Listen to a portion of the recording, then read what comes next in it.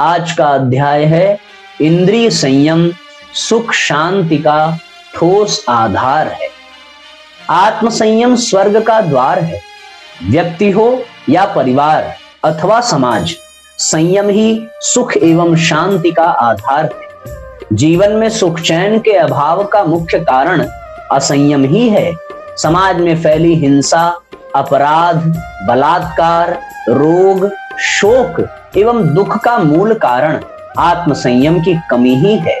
वस्तुतः आत्मसंयम पुण्यार्जन की मात्रा की पहली सीढ़ी है और इस यात्रा में इंद्रिय संयम सर्वप्रथम आता है, जिसकी प्रायः धज्जियां उड़ती रहती है। इसका प्रमुख कारण रहता है प्रलोभन का मोहक एवं मायावी आकर्षण, जो पहले व्यक्ति को लुभाता है, आकर्षित करता है, फिर अपनाने पर नागपाश बनकर जकड़ लेता है और पूरा सार तत्व निचोड़ कर ही दम लेता है। प्रलोभन का मोहक आकर्षण नाना रूपों में साधक को ठगने, पथ भ्रष्ट करने के लिए जीवन में आता है। जीवन में आने वाले प्रलोभनों की मायावी सृष्टि इतनी मनमोहक और लुभावनी होती है कि क्षण भर के लिए व्यक्ति की विवेक बुद्धि पंग हो जाती है और इनकी पुष्पित एवं मादक प्रहार से चित्त विक्षिप्त हो उठता है और व्यक्ति अदूरदर्शी निर्णय ले बैठता है। सारी नैतिकता, व्रत, संकल्प, नेक इरादे, पावन भाव आदि क्षणभंगुर सुख के सामने घुटने टेक देते हैं। अंततः इससे उत्पन्न होने वाली हानि, कष्ट, पाप, संताप, अपमान एवं अप्रतिष्ठा से व्यक्ति दग्ध हो उठता है। यदि कभी व्यक्ति इनके दुष्परिणामों को देखते हुए कुछ समय के लिए संभल भी जाए, तब भी प्रलोभन अपना दूसरा रूप धरकर पुनः व्यक्ति को अपने नागपाश में कस लेता है और उसे साधना पथ से स्खलित कर देता है।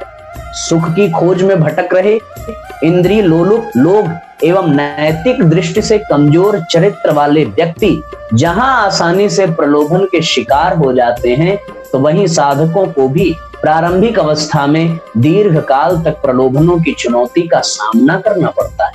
यहाँ तक कि सात्विक बुद्धि वाले तक दूषित वातावरण के प्रभाव में प्रलोभनों में शिकंजे में कसते देखे जाते हैं।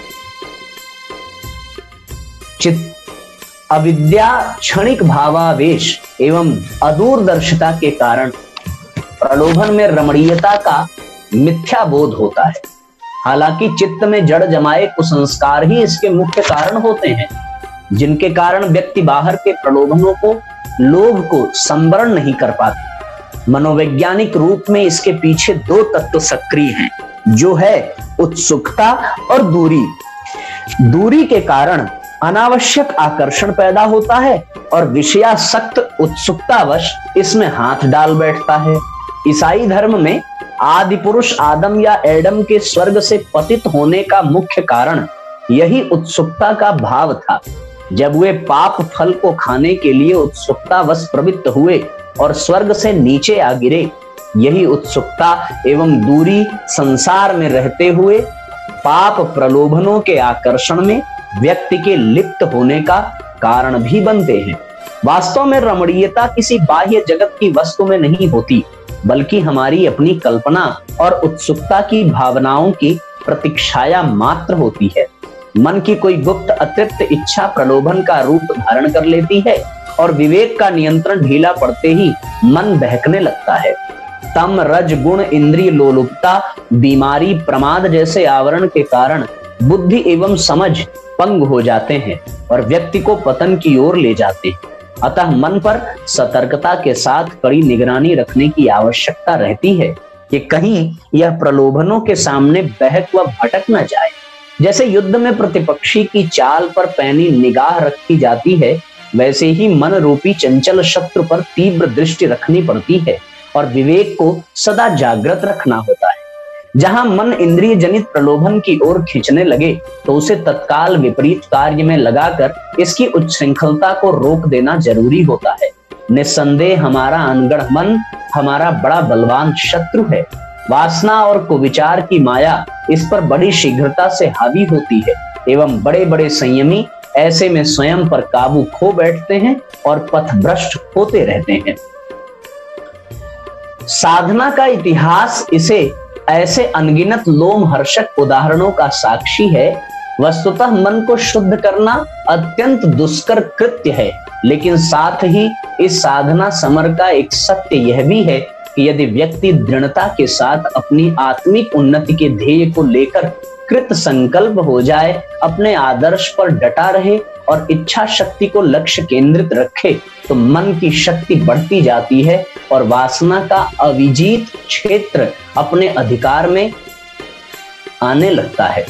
यदि तनिक भी इसकी चंचलता में बहक गए तो इस विचलन में मनुष्य का चरित्र, आदर्श, संयम, नैतिक दृढ़ता, धर्म सब कुछ नष्ट भ्रष्ट हो जाते हैं।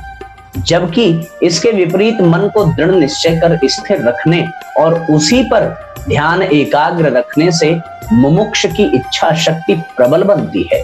वास्तव में इंद्रियों का सुख दुख स्वरूप है। यह अस्थिर और क्षणिक होता है। इसका आभासित हो रहा आनंद एक आवरण मात्र होता है, जिसकी पूर्ति के लिए व्यक्ति को न जाने कितने कुचक्र कुटिल रीतियों का अवलंबन लेना पड़ता है। एक इंद्रिय को तृप्त करते करते व्यक्ति दूसरी तीसरी व न जाने कितनी कुचेष्टाओं में लिप्त होता जाता है। भोगी पाप पंख में गहरा धंसता जाता है और जीवन सांसारिक ताप संताप की अग्नि में झुलसता रहता है और इंद्रिय सुखों का कृत दास बनकर जीवन की शांति को खो बैठता है। ऐसे में सांसारिक उत्कर्ष के साथ व्यक्ति आध्यात्मिक संभावनाओं से भी वंचित हो जाता है। श्रीमद् भगवद गीता के 6ठे अध्याय के 36वें श्लोक में भगवान श्री कृष्ण कहते हैं कि असंयतात्मना योगो दुष्प्राप इति मे मति वश्यात्मना तु यतता शक्यो वाप्तुमुपायतः। अर्थात मन को संयमित न करने वाले पुरुष के लिए योग दुष्प्राप्य है। स्वाधीन मन वाले प्रयत्नशील पुरुष द्वारा ही योग प्राप्त होता है, उसी को इष्ट सिद्धि होती है। इसके लिए गीता के 6वें अध्याय के 26वें में वे इस चंचल मन को परमात्मा में निरुद्ध करने का आदेश देते हैं। यतो यतो निश्चरति मनस चंचलल मस्थिरम ततस्ततो नियम्यै तदात्मन्येव वशम नयेत। अर्थात यह अस्थिर और चंचल मन जिस कारण से संसार में जाए, उसे उससे हटाकर बार बार आत्मा में लगाया जाए। संसार के विषयों से विपरीत परमात्मा का जो स्वरूप विशेष आकर्षक लगे, मन बुद्धि को उसमें एकाग्र करने का सतत अभ्यास करते रहे। वैराग्य और श्रेष्ठ चिंतन के अभ्यास से ही प्रलोभन से मुक्ति मिल सकती है। यह सत्य हृदयंगम होने पर साधक फिर सच्चिंतन को नहीं छोड़ता और सतत अभ्यास का अवलंबन लेते हुए इंद्रियों व मन को साधता है और आत्म सिद्धि के मार्ग पर आगे बढ़ता है। एक पिता ने अपने पुत्र को मिठाई के 2 टुकड़े दिए और उससे कहा, टुकड़ा दोस्त को देना और बड़ा टुकड़ा खुद खाना। पिता का कहना सुनकर बेटा हाँ तो कहा, परंतु उसने बड़ा टुकड़ा साथी को दिया और स्वयं छोटा टुकड़ा खाने लगा। पिता दूर खड़े यह दृश्य देख रहे थे। उन्होंने बाद में पुत्र से पूछा, पुत्र तूने बड़ा टुकड़ा उसे देकर छोटा स्वयं क्यों खाया? मैंने तो तुझे साथी को छोटा टुकड़ा देने और स्वयं बड़ा टुकड़ा खाने हेतु कहा था। वह बालक बोला, पिताजी दूसरों को अधिक देने और स्वयं कम खाने में मुझे अधिक आनंद आता है।